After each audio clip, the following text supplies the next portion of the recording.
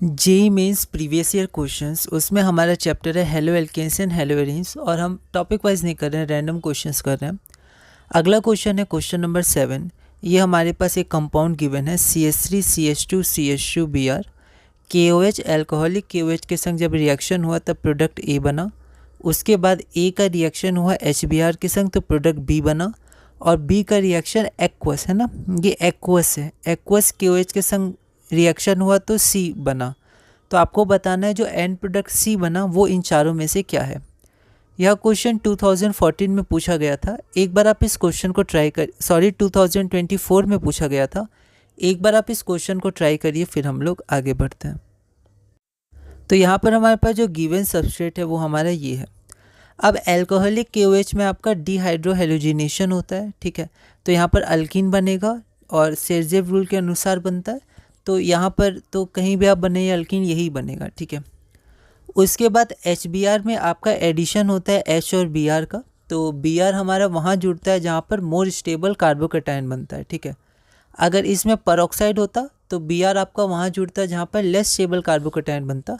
लेकिन यहाँ पर जहाँ मोर स्टेबल कार्बोकैटायन बनेगा मार्कोवनिकॉफ रूल के अनुसार वहाँ जुड़ेगा, ठीक है। तो स्टेबिलिटी ऑफ C+, तो ये 2 डिग्री है तो ये बन जाएगा। अब उसके बाद एक्वस KOH है तो एक्वस में आपका सब्सटीट्यूशन हो जाएगा, तो Br की जगह बस OH हो जाएगा। तो आपका फाइनल आंसर आएगा प्रोपेन टू ऑल। तो यहाँ पर आपका आंसर हो जाएगा B, प्रोपेन टू ऑल। अगला क्वेश्चन हम लोग देखते हैं। Question number 8 assertion reason type question है। एसर्शन क्या है?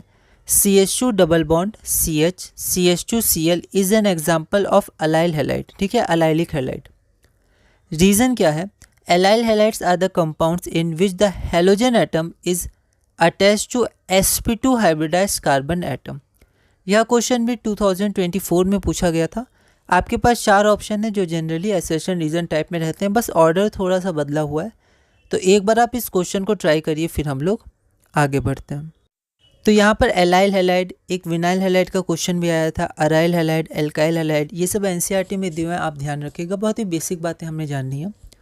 तो एलाइलिक हैलाइड्स होती क्या है? जिनमें हेलोजन एटम हमारा बॉन्ड होता है sp3 कार्बन एटम के संग, ठीक है, और उस sp3 के बगल में आपका sp2 कार्बन रहता है, ठीक है, डबल बॉन्ड रहता है ना। तो उसको हम लोग एलाइलिक हैलाइड कहते हैं। लेकिन ये जो आपका हैलाइड जिस कार्बन से बॉन्ड रहता है वो तो sp3 होता है, sp2 नहीं होता है, ठीक है। तो यहाँ पर रीजन में दिया था कि allyl halides are the compounds in which the halogen atom is attach to sp2। sp2 नहीं, आपका sp3 होगा, तो ये तो गलत हो गया। और CH2 double bond CH CH2Cl is an example of allylic halide, allyl halide, ये सही है। तो assertion is true but reason is false, तो आपका ऑप्शन नंबर ए हो जाएगा, ठीक है। क्या होता है कई बार हम लोग ऑप्शन में मिस्टेक कर देते हैं सही कॉन्सेप्ट और सही आंसर जानकर भी, इसलिए बहुत सावधानी से आपको ऑप्शन मार्क करना है।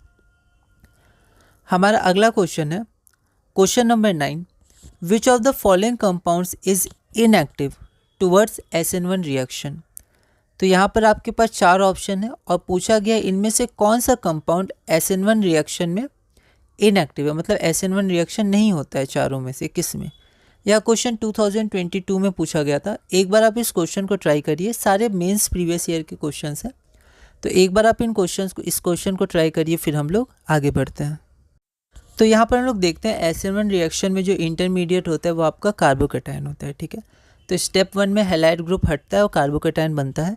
तो एक कार्बोकैटायन आपका यहाँ बन जाएगा, इसमें यहाँ पर बन जाएगा, इसमें यहाँ पर बन जाएगा, और इसमें आपका यहाँ बन जाएगा। अगर हम देखें तो ये आपका 3 डिग्री है तो स्टेबल है, तो इसमें तो होगा। ये आपका क्या है? रेजोनेंस स्टेबलाइज्ड है, तो इसमें भी होगा। और ये भी आपका क्या है? कंजुगेशन में, ठीक है, रेजोनेंस स्टेबलाइज्ड, और CH3 भी है +I के लिए, तो इसमें भी आपका होगा। लेकिन ये जो है कंपाउंड, ये आपका होता है बाईसाइक्लो कंपाउंड। तो ये ब्रिज है बाईसाइक्लो कंपाउंड में। तो ये कंपाउंड क्या होते हैं? ये इंपॉर्टेंट होते हैं, जनरली एडवांस में ये सब पूछा जाता है, ठीक है।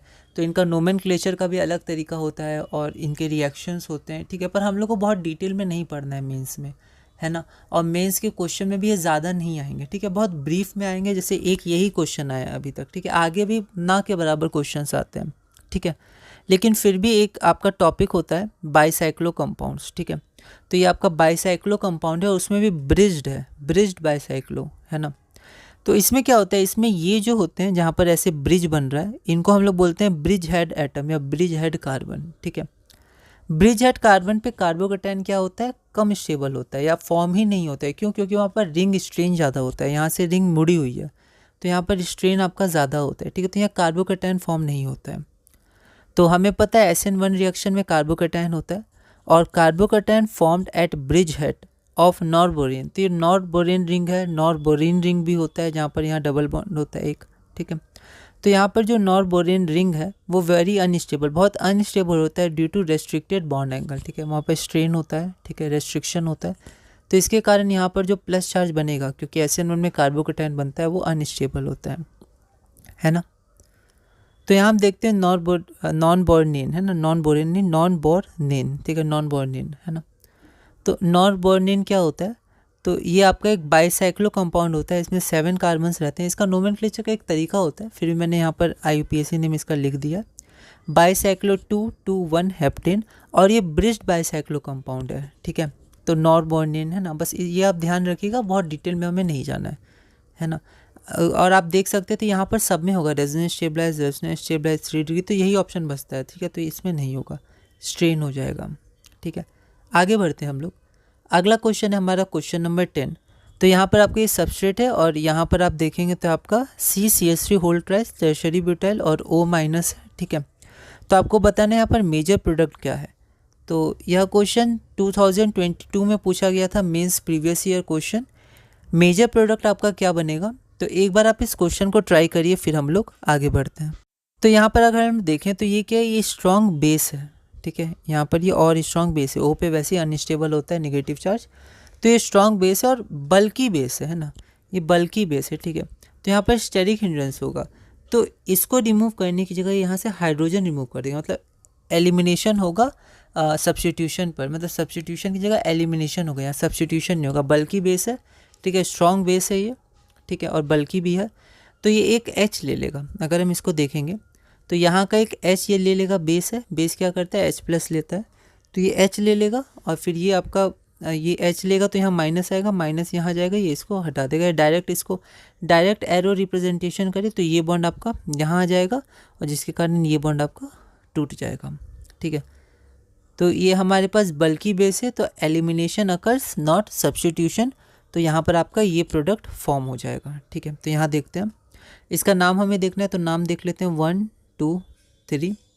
तो 2 मिथाइल प्रॉप 1 इन, तो 2 मिथाइल प्रॉप 1 मतलब 4 हो जाएगा आपका आंसर।